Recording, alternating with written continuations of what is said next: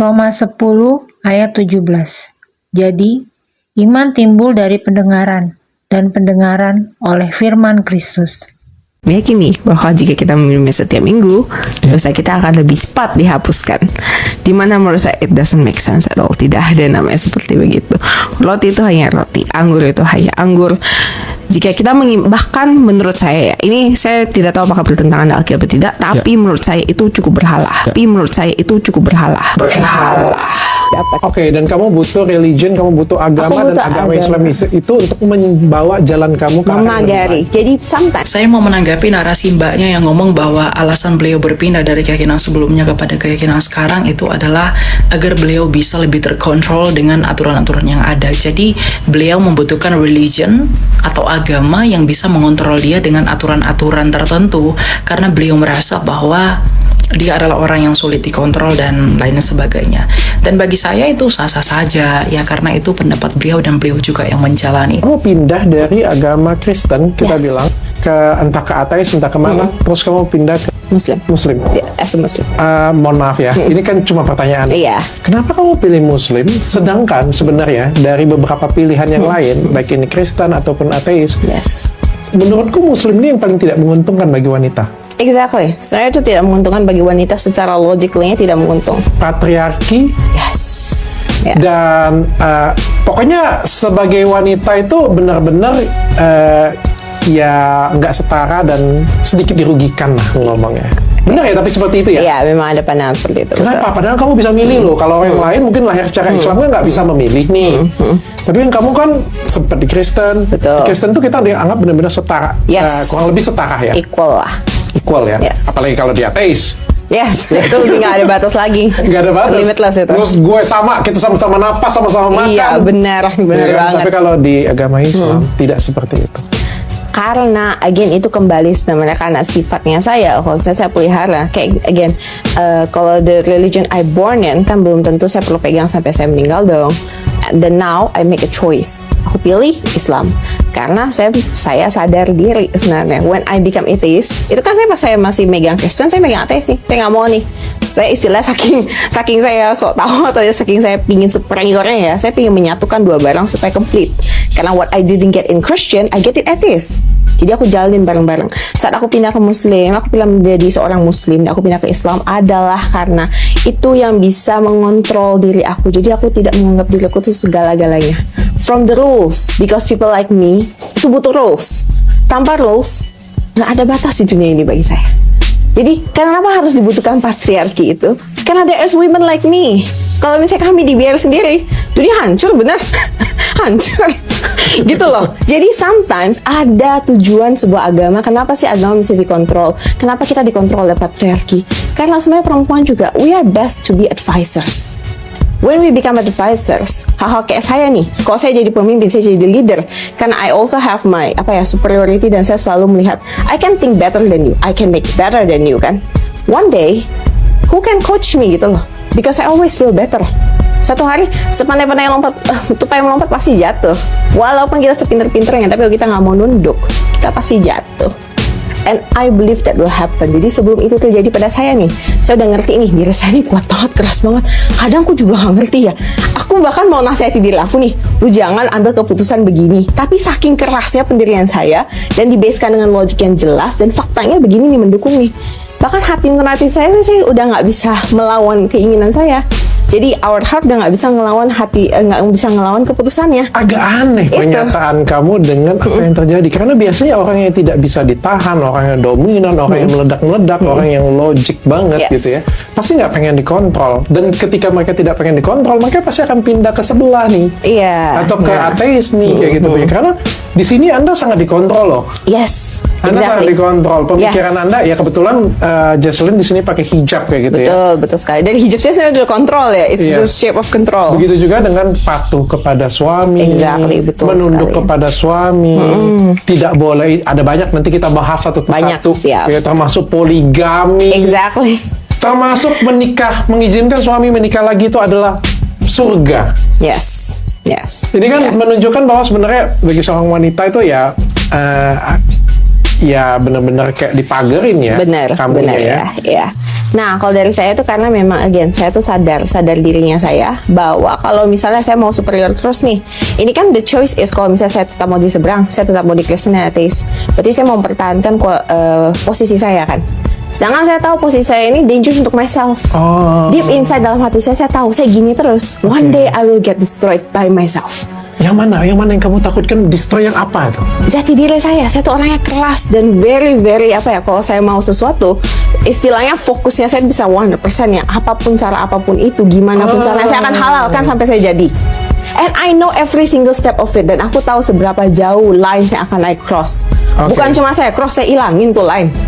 Kalau bisa saya ilangin. Bahkan curang pun gak ada masalah. Gak ada masalah. Because gitu. as long as I have the focus, selama aku punya tujuannya nih, terus aku udah ready set go semuanya, apapun tuh keterobos sampai aku dapat. Oke, dan kamu butuh religion, kamu butuh agama, dan agama Islam itu untuk membawa jalan kamu ke arah yang lebih memagari. baik. Jadi sometimes orang kan gini ya, some people memikirkan, pagar ngapain sih diri kita mesti dikontrol, ngapain sih kita mesti dikekang. But we have free will, we are human gitu loh, the most powerful being in the earth lah istilahnya ya. Tapi kayak gini, for some people like us, we can destroy ourselves gitu loh. Kayak orang kayak saya nih, kalau saya terus mau hanya mengikuti kemauan saya, hanya mau superioritinya saya mau dianggap equal dan lain-lain. Kayak yang kau bilang, saya gimana bisa nganggap pasangan saya equal kalau saya bisa habisin dia gitu loh. Berarti kan pada akhirnya saya butuh pendidikan akhlak. Pendidikan akhlak saya mesti dipertajam, saya mesti terus di-remind bahwa you are not everything, bahwa di atas langit masih ada langit, bahwa kamu tuh harus menunduk, bahwa tetap ada peraturan di dunia ini harus kamu turuti. Kalau nggak akan jadi orang yang sangat jahat nih. Kok orang kenapa bisa jadi sangat jahat? Mungkin sometimes dulu kayak masa lalunya baik ya, orangnya kalem, orangnya pinter or something, tapi kok dia bisa sangat evil sih? It doesn't happen suddenly gitu loh. Mungkin mereka tuh punya tahap-tahapan di mana mereka bisa insyaf ya, mereka bisa sadar diri, tapi mereka menolak. Mereka mementingkan yang penting saya dapat kemauan saya.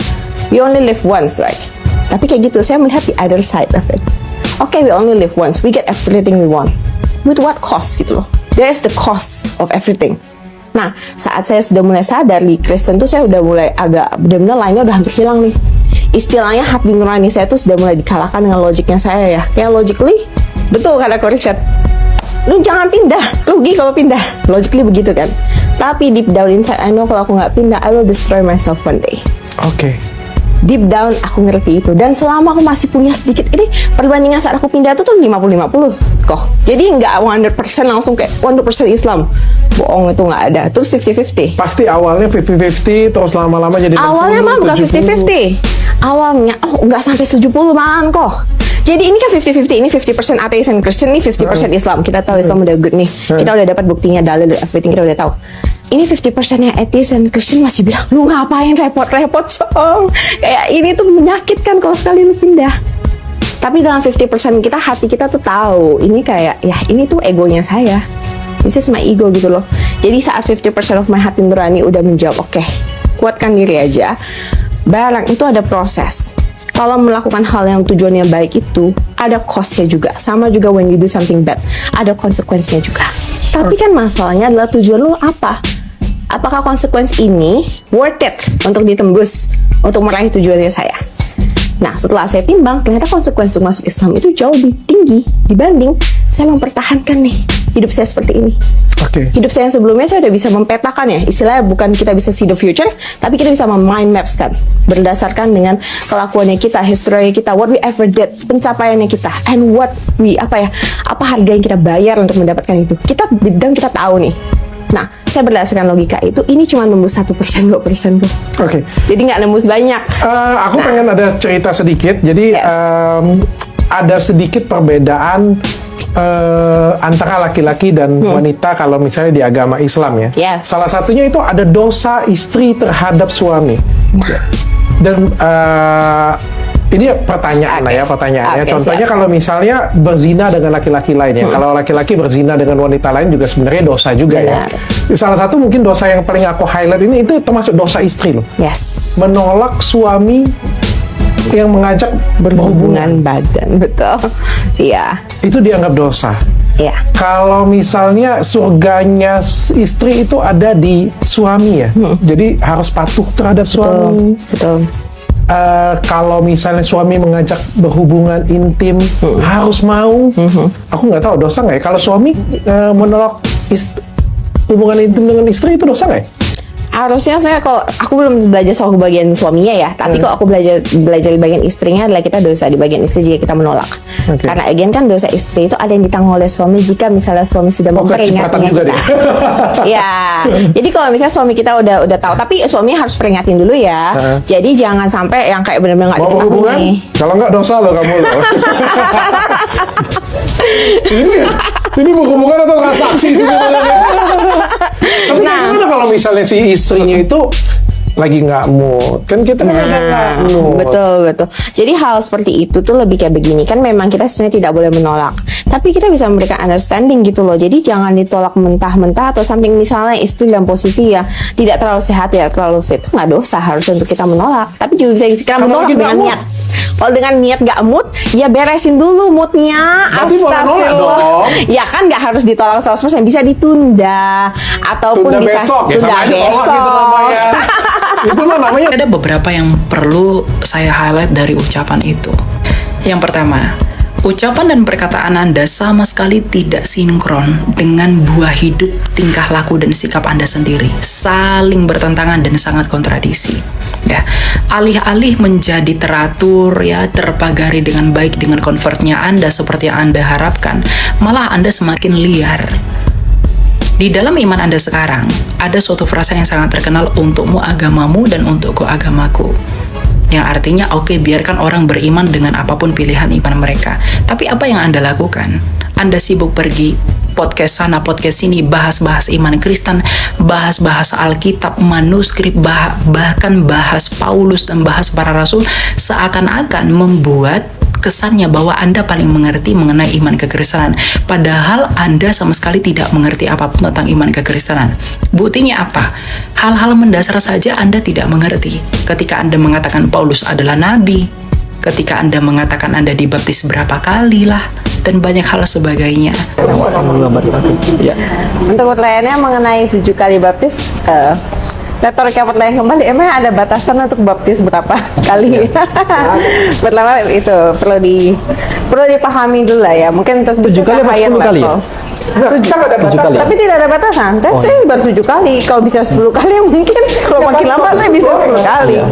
Ya, jadi pertama there is no limit. Tidak ada tertulis kita ada mandi limited atau ada peraturan gereja yang menetapkan harus berapa kali baptis atau bagaimana. Karena pembaptisan itu tuh bisa pengesahan pertama.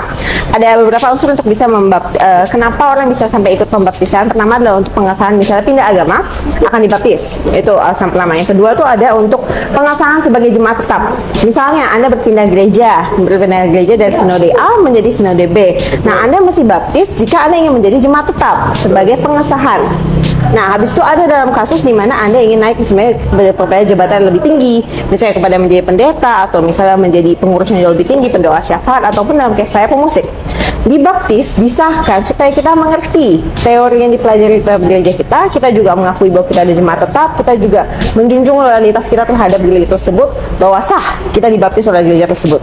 Seperti kependudukan. Nah, kependudukan selama jika Anda di dalam Indonesia, tapi Anda sebenarnya orang dari Amerika, Anda tidak menyatakan, tidak membuat sampai KTP, tidak mendapatkan istilah green card-nya. Kalau di Amerika ya, kalau di Indonesia kita dapatkan KTP ya, penduduk tetap, Anda tidak sah sebenarnya. Jadi pembaptisan itu ada banyak alasannya dan tidak pernah ada batasan Anda bisa baptis berapa kali. Karena ada ratusan sinode gereja yang berbeda-beda dengan doktrinnya sendiri-sendiri yang juga akan mensupport Anda untuk baptis. Malahan aneh kalau misal Anda berpindah-pindah gereja tapi Anda tidak mau baptis, berarti Anda tidak ada komitmen terhadap gereja tersebut ya. Berarti Anda cuma mau keliling-keliling. Nah, dalam in my case adalah saya pindah, saya menjadi jemaat sah dan saya mau dibaptis.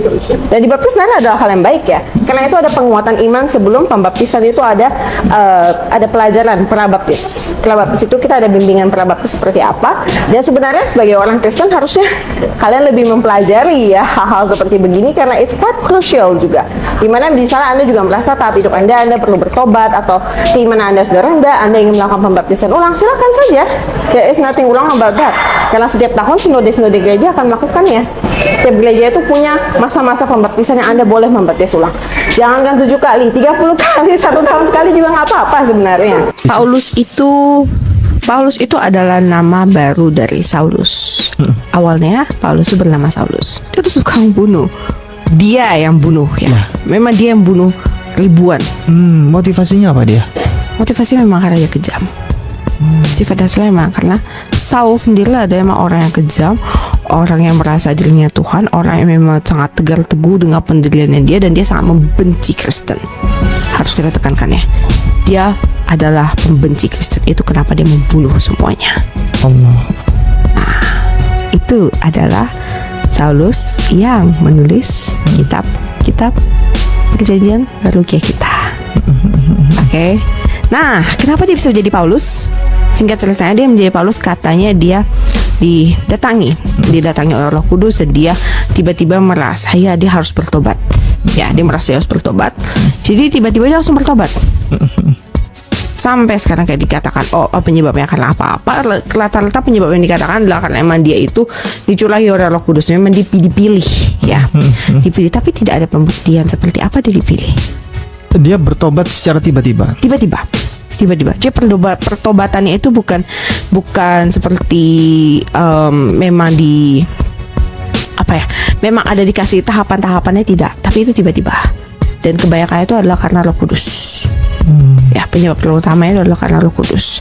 Nah, sekarang Saulus itu berubah nama ketika dia sudah bertobat menjadi Paulus. Oke, menjadi Paulus. Nah, masalahnya sebelumnya ini kan dia adalah orang-orang yang membunuh Kristen, membenci Kristen dan lain-lain, betul. Ya. Terus tiba-tiba dia menjadi salah satu nabi kan, jadi nabi Paulus kan. Nabi di Kristen. Nabi di Kristen, betul. Tanpa ada specialty apapun.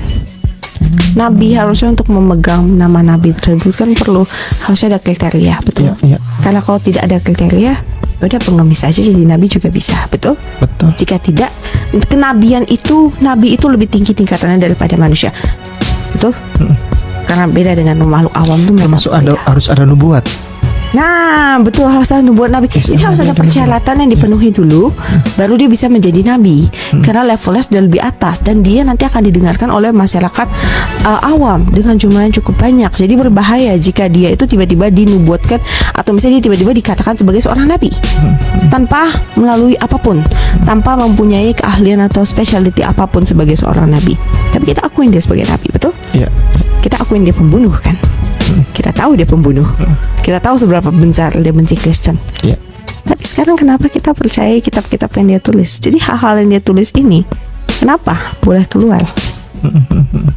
Nah, jadi perkataan Anda ketika berkata saya convert kepada yang sekarang saya lebih tenang, tidak, Anda semakin liar.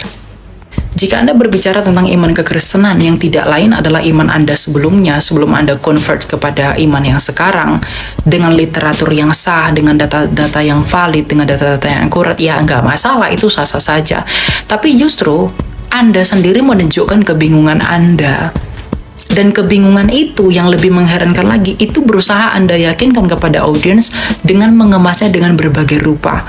Ada bahasa Inggris dicampur-campur dengan bahasa Cina dan lain sebagainya, untuk membuat kesan seolah-olah apa yang Anda sampaikan itu benar.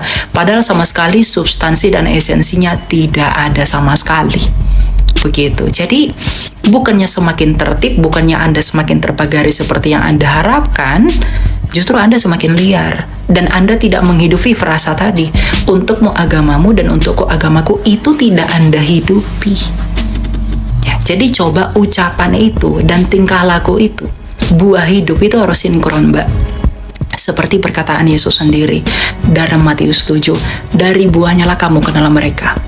Tuhan saya pernah bersabda, orang ngomong apapun tetapi kalau tidak ada buahnya, itu tak berguna. Nah, begitu juga kepada Anda. Kamu ngomongin apapun, buahnya itu tidak sama dengan apa yang Anda omongin. Ya, jadi periksa kembali. Ya, apa yang kamu cari? Mau nanya, Jess. Lo kan dari kecil Kristen. Iya. Di Bible kan ada kata-kata Tuhan dan Allah. Tahu nggak bedanya apa? Sebenarnya I don't know. Tuh, bukti ya. Sebenarnya I don't know. Ini bukti ini. Itu kenapa I cannot pray? Nah. Mau pray kemana? Tuhan, Allah, Yesus, apa Kristus? Nih, Kristus siapa lagi gitu tuh? Itu siapa lagi tuh maksudnya? Tapi kan kalau kita doa kan ucapkan semua kan? Ini jujur banget nih, ini terus terang jujur banget. Karena kalau pendeta ngomong, perjamuan kudus itu yang diminum apa? Anggur. Anggur. Itu bagaimana itu bertolak belakang dengan ini tadi Imamat 10 ayat 9. Itu dia, hal-hal seperti itulah yang kita masih. Sebenarnya referensinya kenapa bisa sampai ada perjamuan kudus itu kan karena kita mengikuti perjamuan terakhir Yesus ya, sebelum dia akan disalibkan. Itu ada perjamuan kudus terakhir, minum tubuh dan darah. Kan minum tubuh dan darah seperti begitu. Konsep ini sebenarnya sampai hari ini jujur saya tidak mengerti. Saya tidak mengerti secara penuhnya kenapa kita harus meminum darah Yesus itu supaya kita mendapatkan penebusan. Jadi peminuman anggur itu diibaratkan metafornya adalah darah Yesus, dan roti itu adalah tubuh Yesus. Dengan kita memakan anggur, meminum anggur dan memakan roti hosti itu, dosa kita terhapuskan. Itu kenapa ada gereja yang meyakini bahwa jika kita meminumnya setiap minggu, dosa kita akan lebih cepat dihapuskan. Dimana menurut saya it doesn't make sense at all. Tidak ada namanya seperti begitu. Roti itu hanya roti, anggur itu hanya anggur. Jika kita bahkan menurut saya, ini saya tidak tahu apakah bertentangan dengan Alkitab atau tidak, tapi menurut saya itu cukup berhala. Karena kita mengkuduskan sesuatu yang secara nyatanya itu harusnya tidak boleh dikuduskan. Kita tidak boleh menyembah barang itu, betul? Kita dilarang menyembah berhala. Ada hukum Tauratnya, kita boleh menyembah berhala. Tapi dengan kita mengangkat anggur itu saja, terus kita mengucapkan doa. Dan doa itu doa yang seperti kalau di Muslim seperti saya syahadat ya. Itu adalah doa yang paling penting, core dari dalam setelah khotbah itu. Jika ada perjamuan kudus itu possess higher stand on it. Doanya pengakuan iman rasuli. Doanya itu beda-beda. Tapi pengakuan utamanya adalah kita mengaku ini adalah tubuh Yesus dan ini adalah darah Yesus. Dengan ini dosa kita tertebus. Dan sisa-sisanya biasa ada penambahan untuk menyembuhkan penyakit kita, untuk menghapuskan dosa-dosa kita yang sebelumnya, dan juga untuk mengkuduskan hidup kita. Nah, hal begitu menurut saya, jika kita benar-benar coba dipikirkan baik-baik, kita itu sudah dilarang untuk menyembah berhala. Kita harus hanya fokus untuk percaya kepada Tuhan dan kepada Yesus, betul? Sesuai yang diajarkan, dan kepada Roh Kudus. 3 sektor ini. Terus kenapa tubuh dan darah Yesus kita juga harus angkat dan sampai kita memujahnya seperti begitu? Itu tidak logically, itu tidak masuk akal. Itu akan mengajarkan orang untuk mempercayai barang mati. Betul. Bisa dijadikan mukjizat. Itu berbahaya menurut saya. Itu adalah sistem di mana kalau misalnya saya belajar dari dan mungkin ini karena saya juga belajar sebagai translator, saya juga belajar sebagai asisten perusahaan-perusahaan ya. Itu adalah part of mind brainwashing. Itu adalah brainwashing yang berbahaya, yang akan membuat orang, mungkin pengajaran gerejanya betul saat awalnya, mungkin penetapan ketuhanannya itu cukup jelas, tapi karena dia mengikuti liturgi seperti itu, lama-lama dia akan mentuhankan anggur dan roti. Dan itu terjadi, happen in a lot of place. Dan itulah dimana bahkan liturgi Kristen yang sangat penting saja perlu kita pertanyakan. Kenapa? Contoh. Kenapa ini punya anggur bisa menebus dosa kita? And anyway, di dalam kekristenan bukannya tidak ada larangan dan batasan dalam melakukan apapun. Ya, mungkin Anda berharap di dalam kekristenan banyak aturan-aturan seperti yang Anda peroleh dalam iman Anda yang sekarang. Tapi justru hukum Yesus, hukum Kristus itu adalah hukum yang paling sulit. Karena Yesus mengatakan kasih Allahmu, kasih sesamamu, dan bahkan kasih musuhmu. Dan itu dibuktikan oleh Yesus sendiri. Yesus tidak pernah hidup secara amoral. Yesus itu memiliki moral. Dia membuktikan apa yang dia ucapkan. Ketika dia disakiti, dia tidak melakukan perlawanan. Dia tidak pernah ajar membunuh orang. Dia tidak pernah ajar memperkosa orang atau siapapun. Dan dia tidak pernah mengajarkan perbuatan-perbuatan yang asusila. Jadi ya coba deh, mungkin ketika Anda menjadi Kristen, Anda belum belajar sepenuhnya. Jadi ya pesan saya, ya kalau Anda sudah milih convert kepada imannya sekarang, hidupilah imanmu sekarang. Gak perlu sibuk sana, sibuk sini ya. Ketika saya mengatakan Yesus dan Isa itu berbeda, saya menyajikan data dan literatur yang pasti loh. Ya, jadi Anda pun harus bisa dong melakukan hal yang sama, gitu ya. Gitu, Tuhan berkati. Yohanes 13 ayat 13. Kalian memanggil aku guru dan Tuhan, dan memang demikian.